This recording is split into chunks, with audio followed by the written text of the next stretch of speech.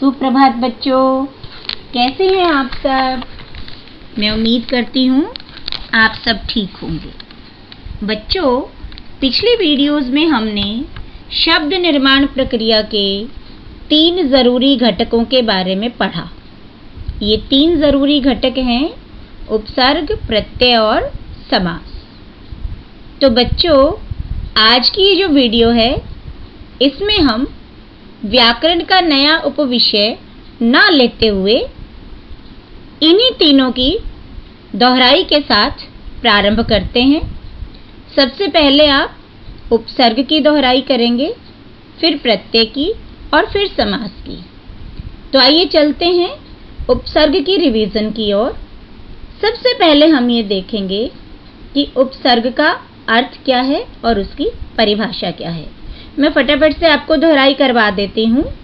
उप का अर्थ होता है पास, समीप, नज़दीक, और सर्ग का अर्थ होता है सृष्टि यानी निर्माण करना।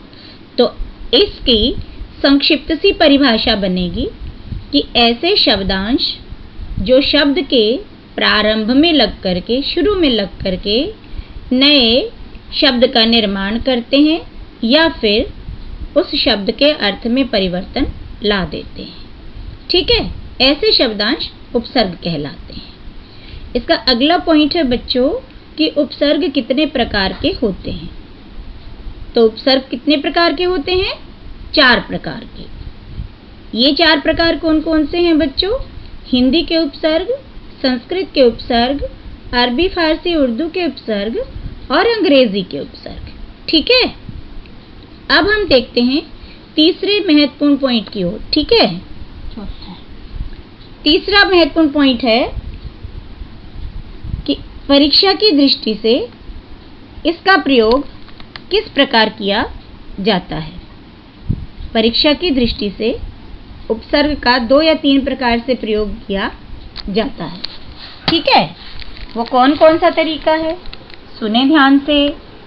आपको उपसर्ग दे दिया जाता है और आपको उसके साथ कोई अर्थपूर्ण शब्द लगा करके नया शब्द बनाना होता है। फिर आपको उपसर्ग युक्त शब्द दे दिया जाता है, उसमें से आपको मूल शब्द को अलग करना होता है और उपसर्ग को अलग करना होता है। तीसरा, आपको कई बार मूल शब्द दे दिया जाता है और फिर आपको अपनी तरफ से कोई उपसर्ग लगा करके नया अर्थपूर्ण शब्द बनाना होता है।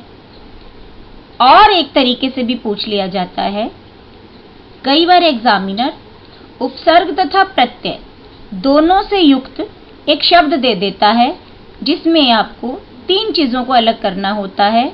उपसर्ग को भी हटाना होता है, प्रत्यय को भी हटा करके दिखाना होता है तथा मूल शब्द को भी हटा करके दिखाना होता है, यानी तीनों को अलग अलग दिखाना होता है।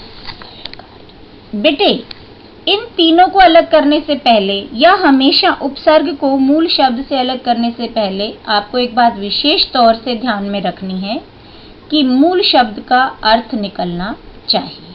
ठीक है, चौथा पॉइंट इसका ये है कि प्रत्येक उपसर्ग का अपना अर्थ होता है। एक चीज और आपको ध्यान में रखनी है, कई बार उपसर्ग तथा प्रत्यय दोनों के मेल से भी सार्थक शब्द बन जाते हैं, तो उनको भी मान्यता दी जाती है, उनको भी कंसीडर कर लिया जाता है। तो इस प्रकार से आज आपने उपसर्ग की दोहराई करी। अगली वीडियो में आप प्रत्यय की दोहराई करेंगे। धन्यवाद।